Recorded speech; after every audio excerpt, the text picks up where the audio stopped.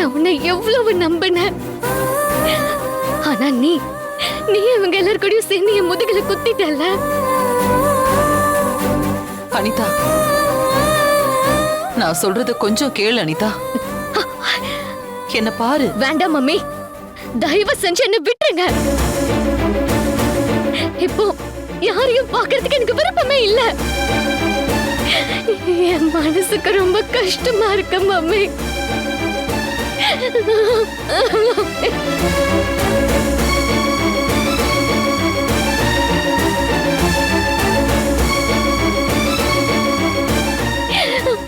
Mummy, நீங்க எல்லாத்தையும் எனக்கு புரிய வச்சிருக்கீங்க.